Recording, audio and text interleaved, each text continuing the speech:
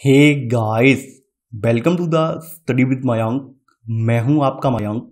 हम लोगों के यहाँ पर उत्तर प्रदेश एक समग्र अध्ययन की सीरीज चल रही है जो कि आपकी यूपीपीसीएस सहित यूपी की सभी परीक्षाओं हेतु अति महत्वपूर्ण है। आज आपका इसी क्रम में लेक्चर नंबर 12 है। यहाँ पर हम उत्तर प्रदेश में वन्यजीव संरक्षण के लिए किए गए प्रयासों के बारे में जानेंगे। तो चलिए स्टार्ट करते हैं आज का वीडियो। देखते हैं मैं क्या क्या डिस्कस करना है यहाँ पर। तो देख लेते हैं यहाँ पर प्रदेश में वन्यजीव संरक्षण के लिए क्या क्या प्रयास किए गए हैं। आपको पता होना चाहिए आपका उत्तर प्रदेश देश का पहला एक ऐसा राज्य है जहाँ पर 1947 से पहले यानी आज़ादी से पहले ही वन्यजीव संरक्षण के लिए प्रयास किए गए हैं। वन्यजीवों के संरक्षण संबंधी देश में पहला कदम तत्कालीन उत्तर प्रदेश में उठाया गया जब 1935 में देहरादून में मोतीचूर वन्यजीव विहार की स्थापना की गई। आपको पता होना चाहिए 1947 से पहले उत्तर प्रदेश का नाम संयुक्त प्रांत हुआ करता था और अभी जो आप अलग उत्तराखंड राज्य देख रहे हैं, उत्तराखंड राज्य भी उस समय उत्तर प्रदेश का ही अभिन्न अंग था। आपको पता होना चाहिए सन 2000 में उत्तराखंड राज्य उत्तर प्रदेश से पृथक हुआ है। तो यानी जो आपका देहरादून है ये उत्तराखंड में पड़ता है वर्तमान में। मोतीचूर वन्यजीव विहार को बाद में राष्ट्रीय उद्यान बना दिया गया और इसका नाम बदलकर राजाजी नेशनल पार्क कर दिया गया। अब ये वर्तमान उत्तराखंड राज्य में है।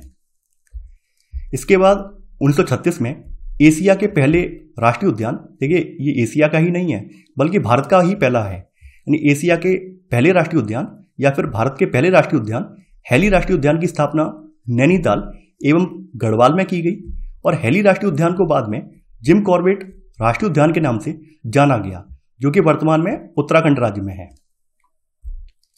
देश में सबसे पहले 1956 में वन्यजीव परिरक्षण संगठन की स्थापना की गई और ये आपकी उत्तर प्रदेश में ही की गई। अगर आपसे पूछा जाए देश के कौन से राज्य में सबसे पहले वन्यजीव परिरक्षण संगठन की स्थापना की गई तो उत्तर प्रदेश में की गई। किस वर्ष की गई? ये 1956 में की गई। यह संगठन प्रदेश में जैव विविधता संरक्षण तथा प्रदेश के वन जीवों एवं उनके प्राकृतिक वास स्थलों के संरक्षण और विस्तार का कार्य करता है। प्रदेश के संपूर्ण वन क्षेत्र का लगभग 1/3 भाग जो है वन्यजीव परिरक्षण संगठन के नियंत्रण में है। वर्तमान में प्रदेश में बात करने तो वर्तमान में प्रदेश में 1 राष्ट्रीय उद्यान, 11 वन्यजीव विहार, 14 पक्षी विहार, 3 टाइगर रिजर्व और 3 राज्य प्राणी उद्यान हैं। तो वन बाई वन करके हम यहाँ पर देखना स्टार्ट करते हैं। सबसे पहले आपका आ जाएगा राष्ट्रीय उद्यान, दुधवा राष्ट्रीय उद्यान। देखिए दुधवा राष्ट्रीय उद्यान प्रदेश का एकमात्र राष्ट्रीय उद्यान है जो लखीमपुर खीरी और पीलीभीत जिलों के 490 वर्ग किलोमीटर वन क्षेत्र में विस्तृत है। ये आपका पीलीभीत जिला रहा और ये आपका लखीमपुर खीरी जिला है। आपको पता होना चाहिए दोनों ही जिले जो हैं ये नेपाल के साथ सीमा बनाते हैं, यानी ये आपका जो दुधवा राष्ट्रीय उद्यान है ये उत्तराखंड के साथ साथ नेपाल देश से भी सीमा बनाता है। इसकी स्थापना 1968 में दुधवा पशु विहार के रूप में की गई, यानी जो आप अभी वर्तमान में दुधवा राष्ट्रीय उद्यान देख रहे हैं वास्तव में ये दुधवा पशु विहार के रूप में स्थापना इसकी की गई थी। लेकिन आपको पता होना चाहिए वन्यजीव संरक्षण अधिनियम जो आपका 1972 है इसके तहत राष्ट्रीय उद्यान, बायोस्फीयर रिजर्व और वाइल्ड लाइफ सेंचुरी बनाई गई हैं, तो उसी के तहत इसका विस्तार किया गया है और ऐसे करके दुधवा पशु विहार को राष्ट्रीय उद्यान का दर्जा दिया गया है। यानी इसे 1977 में राष्ट्रीय उद्यान का स्तर प्रदान किया गया। देखिए ये काफ़ी इंपॉर्टेंट है, यानी इसकी स्थापना जो हुई है 1968 में किसके रूप में हुई है? दुधवा पशु विहार के रूप में हुई है, लेकिन 1977 में इसे राष्ट्रीय उद्यान का दर्जा दिया गया है। यहाँ पर जो आपका दुधवा राष्ट्रीय उद्यान है इसमें बाघ, बारहसिंगा, चीतल, एक सींगी गैंडे, बाघ, पांडा, हाथी, भालू, अजगर, मगर यानी मगरमच्छ, सांवर आदि जीवों के अलावा बारहसिंगा की दुर्लभ प्रजाति शेरवन, ड्वालिसी तथा डिस्प्लेड हेयर एवं चरक जैसे दुर्लभ जंतु यहाँ पाए जाते हैं। अब बात कर लेते हैं प्रदेश के वन्यजीव विहारों की। तो वन्यजीवों के संरक्षण के लिए राज्य सरकार द्वारा 1956 में स्थापित संगठन द्वारा सर्वप्रथम 1957 में चंदौली स्थित चंद्रप्रभा वन्यजीव विहार की स्थापना की गई।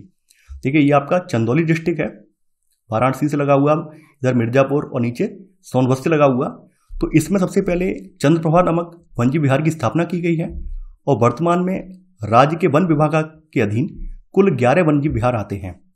तो देखिए सबसे इंपॉर्टेंट क्या है यहाँ पर? सबसे इंपॉर्टेंट ये है कि ये जो वन्यजीव विहार हैं कौन कौन से जिले में पड़ते हैं ये काफ़ी इंपॉर्टेंट है। कई बार प्रदेश के एग्जामों में ये बात पूछी गई है। तो सबसे पहले चंद्रप्रभा से स्टार्टिंग करते हैं। चंद्रप्रभा वन्यजीव विहार तो ये चंदौली में है, अभी मैंने आपको मैप पर डिनोट किया है। ये आपका चंदौली डिस्ट्रिक्ट है, इसमें पड़ता है। किशनपुर वनजीव विहार ये आपका लखीमपुर खीरी में है। कतरनिया घाट वनजीव विहार, ठीक है, ये आपका बहराइच में पड़ता है। ये लखीमपुर खीरी से लगा हुआ जिला है बहराइच, इसमें पड़ता है ये। रानीपुर वन्यजीव विहार ये चित्रकूट में पड़ता है। देखिए ये आपका चित्रकूट ये वाला जिला रहा। महावीर स्वामी वन्यजीव विहार ये ललितपुर में पड़ता है।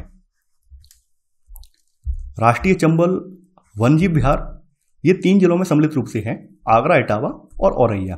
देखिए ये आपका आगरा रीजन है, इधर आपका इटावा रीजन है और ये आपका इधर औरैया आ गया। तो ये 3 जिलों में सम्मिलित रूप से है। कैमूर वन्यजीव विहार तो ये आपका सम्मिलित रूप से मिर्जापुर और सोनभद्र में आ जाता है। हस्तिनापुर वन्यजीव विहार, देखिए ये मेरठ, मुजफ्फरनगर, हापुड़, अमरोहा और बिजनौर में है। यानी आप यहाँ से लगाइए, देखिए ये आपका मेरठ रहा, ये मुजफ्फरनगर रहा और नीचे आपका अमरोहा रहा ये वाला, और इधर आपका बिजनौर रहा, ये आप देख पा रहे हैं। तो इन यानी 1 2 3 4 5 जिले इसमें आ रहे हैं, 5 जिलों में ये है। इसके बाद आपका है सोहागी बरवा वन्यजीव विहार। देखिए ये आपका महाराजगंज जो जिला है, यानी ये वाला जो महाराजगंज जिला है नेपाल बॉर्डर पर, इसमें है ये सोहागी बरवा वन्यजीव विहार। अगला है आपका सुहेलवा वन्यजीव विहार। देखिए ये 2 जिलों में पड़ता है, श्रावस्ती और बलरामपुर। ये आपका श्रावस्ती जिला है, नेपाल से बॉर्डर बनाता हुआ, और ये आपका बलरामपुर है। दोनों ही जिले लगे हुए हैं, तो इन दोनों जिलों में सम्मिलित रूप से पड़ता है यहाँ पर ये। पीलीभीत वन्यजीव विहार, पीलीभीत जैसा कि नाम से ही विदित है, ये पीलीभीत जिले में है आपका। अब इसमें से इंपॉर्टेंट फैक्ट जो कि बार बार पूछे जाते हैं, राज्य का पहला वन्यजीव विहार कौन सा है, सबसे पुराना वाला, यह है आपका चंद्रप्रभा वन्यजीव विहार, जिसकी स्थापना 1957 में चंदौली जिले में की गई थी। राज्य का सबसे बड़ा वन्यजीव विहार कौन सा है, यह है आपका हस्तिनापुर वन्यजीव विहार, जो कि आपके 5 जिलों में सम्मिलित रूप से पड़ता है ये। राज्य का सबसे छोटा वन्यजीव विहार आपका कौन सा है, ये आपका महावीर स्वामी वन्यजीव विहार, जो कि आपका ललितपुर जिले में पड़ता है। देखिए इंपॉर्टेंट बात यह है कि ये जो है यहाँ पर मैंने ये नाम लिखवाए गए हैं, इन सबको आपको मेमोराइज करना है। कई बार इनसे संबंधित जिले पूछे जाते हैं, तो इसलिए इनको आप हल्के में ना लें। अगर आप प्रश्न पत्रों को उठाकर देखते हैं, पुराने प्रश्न पत्रों को उठाकर देखते हैं, तो आप ये पाएंगे कि इनमें से ये सारे जो नाम दिए गए हैं, ये कहीं ना कहीं किसी ना किसी यूपी के एग्जाम में पूछे गए हैं। अब बात कर लेते हैं प्रदेश के बर्ड सेंचुरी की, यानी पक्षी विहारों की बात कर लेते हैं। तो पक्षियों के संरक्षण के लिए राज्य वन विभागाधीन इस समय कुल 14 पक्षी विहार हैं, जिनमें सबसे पहला वाला जो है यह है चंद्रशेखर आजाद नवाबगंज वाला पक्षी विहार। ये पड़ता है आपका उन्नाव जिले में। देखिए ये आपका उन्नाव जिला रहा, कानपुर और लखनऊ के बीच में जिला आप देख रहे हैं, ये आपका उन्नाव डिस्ट्रिक्ट है। इसकी स्थापना 1984 में हुई और ये राज्य का पहला पक्षी विहार है। इसके बाद आ जाता है आपका लाख बहोस पक्षी विहार, ये पड़ता है आपका कन्नौज डिस्ट्रिक्ट में, ये आपका कन्नौज है, यहाँ पे पड़ता है। सांडी पक्षी विहार ये हरदोई में पड़ता है। देखिए ये आपका हरदोई जिला है आपका, इसमें पड़ता है। लाख बहोस और सांडी पक्षी विहार कई बार नाम पूछे गए हैं इन दोनों के। अब है आपका बखीरा पक्षी विहार, ये संत कबीर नगर में पड़ता है।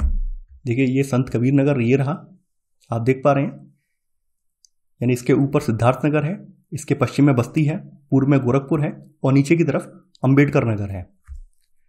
ओखला पक्षी विहार ये पड़ता है गाजियाबाद और गौतम बुद्ध नगर में। देखिए ये आपका गाजियाबाद है और ये नीचे वाला गौतम बुद्ध नगर है, यानी ये गाजियाबाद है और ये वाला जो है गौतम बुद्ध नगर है। समान पक्षी विहार ये आपका मैनपुरी डिस्ट्रिक्ट में पड़ता है। देखिए ये आपका इधर रहा, ये वाला मैनपुरी, यानी इसके मैनपुरी के पश्चिम में फर्रुखाबाद है और इसके मैनपुरी के पश्चिम में जो फिरोजाबाद है और इसके पूर्व में फर्रुखाबाद और कन्नौज पड़ता है। नीचे की तरफ दक्षिण में इटावा है और उत्तर में एटा पड़ रहा है। अगला है विजय सागर पक्षी विहार, ये पड़ता है आपका महोबा और हमीरपुर में। देखिए ये आपका महोबा रहा और ये आपका हमीरपुर रहा, तो विजय सागर जो है ये महोबा और हमीरपुर में पड़ता है। अगला है पटना पक्षी विहार। देखिए पटना पक्षी विहार जो है ये एटा जिले में पड़ता है। ये रहा आपका एटा, आप देख पा रहे हैं, ये आपका एटा रीजन है और इसमें पड़ रहा है ये। सुरहाताल, यानी इसको वर्तमान में इसका नाम बदलकर जयप्रकाश नायड़ कर दिया गया है। सुरहाताल पक्षी विहार जो है ये बलिया में पड़ता है, यानी यूपी का सबसे पूर्वी जिला बलिया ये इसमें पड़ रहा है।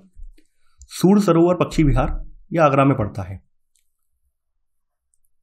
डॉक्टर भीमराव अंबेडकर पक्षी विहार ये बैंतीकुंडा प्रतापगढ़ यानी प्रतापगढ़ में पड़ता है।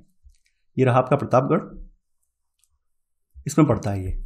शेखा झील पक्षी वन्य विहार ये अलीगढ़ में पड़ता है।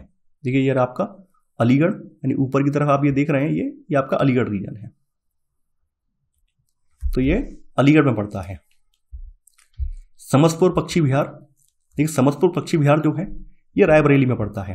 देखिए अमेठी के बगल में यहीं पर ये आपका रायबरेली है।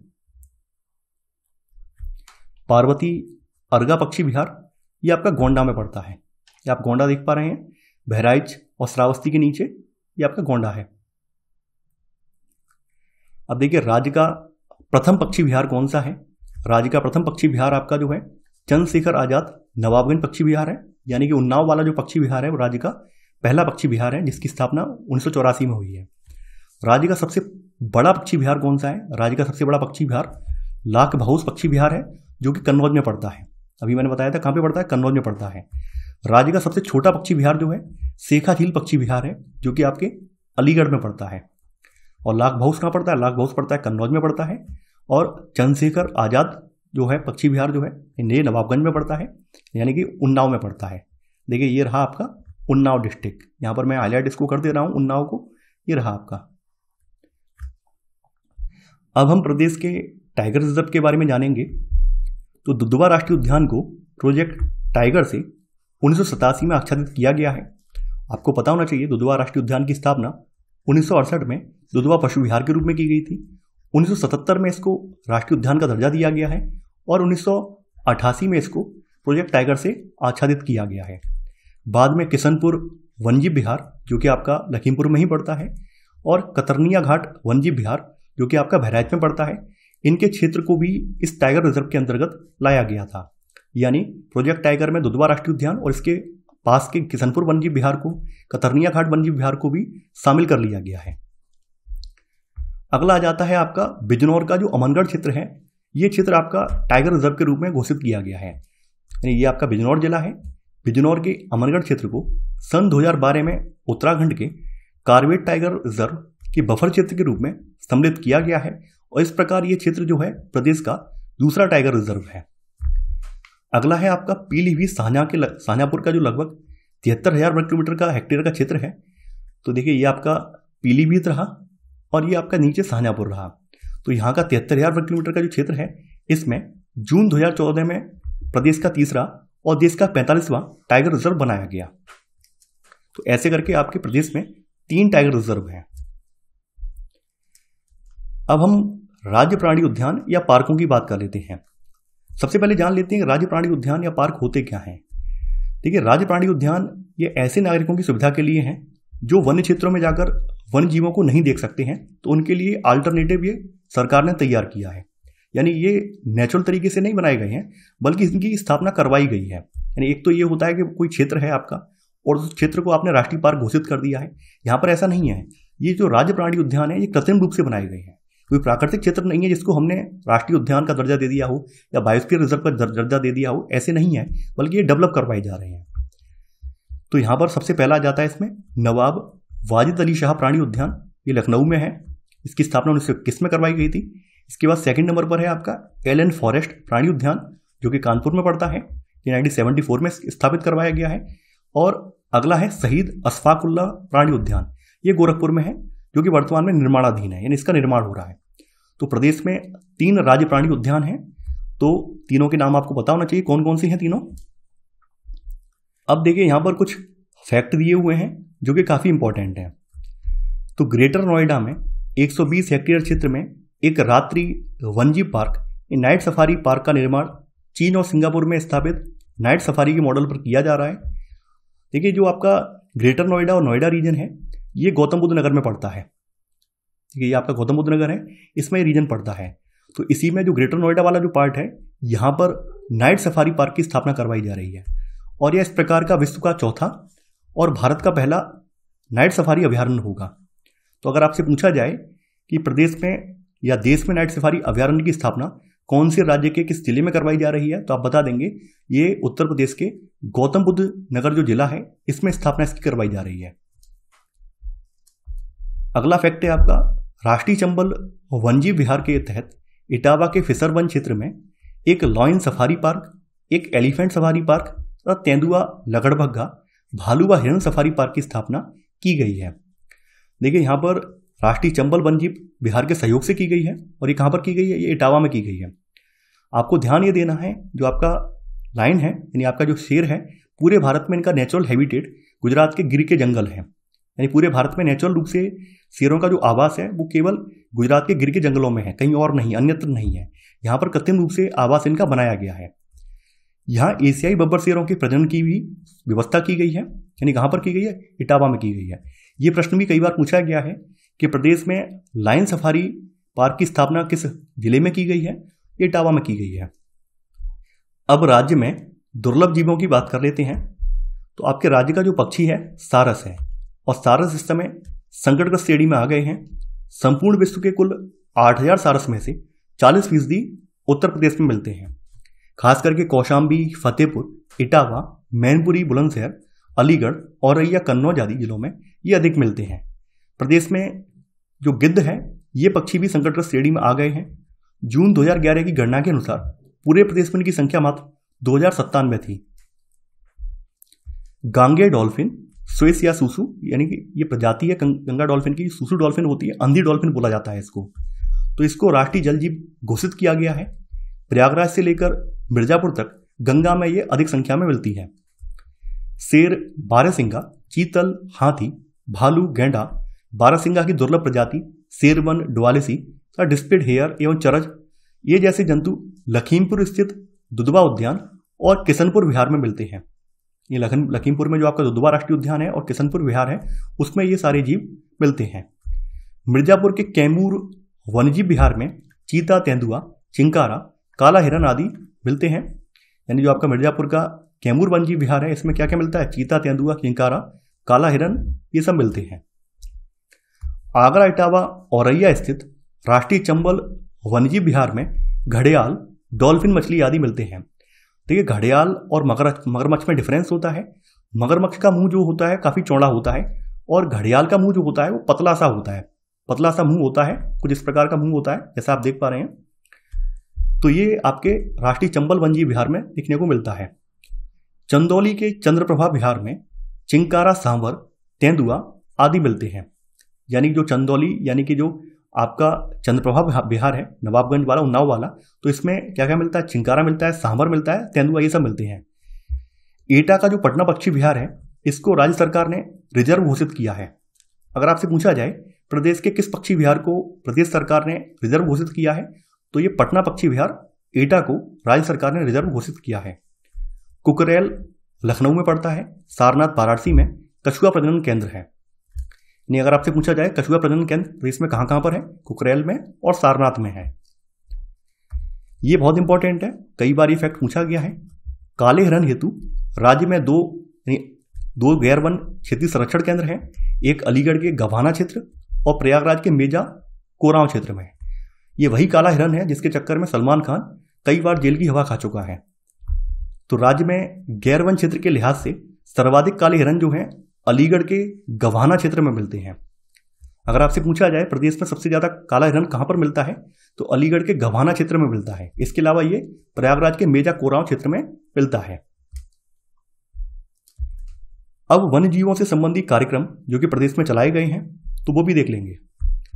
लुप्त प्रजातियों का प्रजनन केंद्र लखनऊ का जो कुकरेल वन है, इसमें 1984-85 में लुप्तप्राय प्रजातियों हेतु एक प्रजनन केंद्र स्थापित किया गया है। अगर आपसे पूछा जाए प्रदेश में लुप्त प्रजातियों के लिए प्रजनन केंद्र की स्थापना कहाँ की गई है, तो ये प्रदेश के लखनऊ जिले में कुकरेल क्षेत्र में की गई है। यहाँ पर काला हिरन, ऊद बिलाव, काकेर आदि लुप्तप्राय वन जीवों की प्रजनन योजना चलाई जा रही है। राष्ट्रीय चंबल वन विहार योजना, तो मगर और घड़ियाल के संरक्षण के उद्देश्य से चंबल घाटी के क्षेत्र को राष्ट्रीय चंबल वन्यजीव विहार घोषित किया गया है, जिसके तहत इसमें उत्तर प्रदेश, एमपी, राजस्थान में पड़ने वाले चंबल का क्षेत्र सम्मिलित है। और राष्ट्रीय चंबल वन विहार जो योजना है, यह योजना भारत सरकार के सहयोग से चलाई जा रही है। अब है आपकी कछुआ पुनर्वास योजना।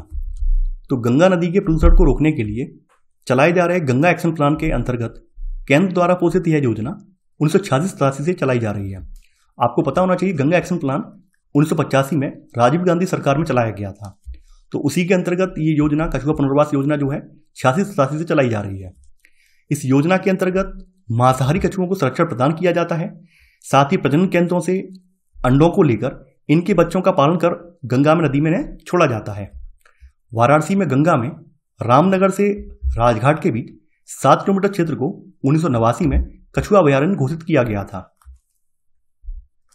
Integrated development of life habitats, तो प्रदेश के समस्त वन्य विहारों के विकास हेतु केंद्र सरकार की सहायता से योजना चलाई जा रही है और 2002-03 में राज्य के समस्त पक्षी विहारों को भी इस योजना में सम्मिलित कर लिया गया है। अगली योजना है आपकी घड़ियाल प्रजनन केंद्र। तो घड़ियाल की लुप्त प्रजातियों के संरक्षण और विकास के लिए चलाई जा रही इस योजना के अंतर्गत घड़ियाल के अंडों को एकत्र करके लखनऊ जिले के कुकरेल वन तथा बहराइच जिले के कतरनिया घाट में कृत्रिम निषेचन द्वारा बच्चे पैदा कर उनका पालन पोषण किया जाता है। Tiger protection force, Dudhwa tiger reserve के लिए केंद्र की सहायता से 112 सदस्यीय टाइगर प्रोटेक्शन फोर्स का गठन किया गया है। अब है प्रोजेक्ट एलिफेंट। तो हाथियों के संरक्षण हेतु राज्य में यह केंद्रीय योजना 1992 से चलाई जा रही है। प्रोजेक्ट एलिफेंट की शुरुआत केंद्र सरकार ने 1992 में की थी और 1992 में ही प्रदेश सरकार ने इसको अडॉप्ट कर लिया है। इस योजना के तहत हाथी के प्राकृतिक वास की सुरक्षा व संरक्षण, अवैध शिकार विरोधी गतिविधियां, मानव वन्यजीव संघर्ष की स्थितियों के अल्पीकरण आदि कार्यों हेतु केंद्रीय सहायता प्राप्त होती है। यहाँ पर एक नोट दिया हुआ है, मथुरा के फरह क्षेत्र में गांव चुरमुरा के समीप स्थित हाथी संरक्षण केंद्र में देश का पहला हाथी अस्पताल खोला गया है। आपसे पूछा जाए कि देश का पहला हाथी अस्पताल किस राज्य में खोला गया है? उत्तर प्रदेश राज्य में देश का पहला हाथी अस्पताल खोला गया है। उत्तर प्रदेश राज्य के किस जिले में खोला गया है? ये मथुरा जिले में खोला गया है। तो ये था हमारा आज का वीडियो। आई होप आपको आज का वीडियो पसंद आया होगा। आप लोग इस वीडियो को लाइक और शेयर करना बिल्कुल ना भूलें। तो चलिए आज के लिए बस इतना ही। Thanks for watching. जय हिंद।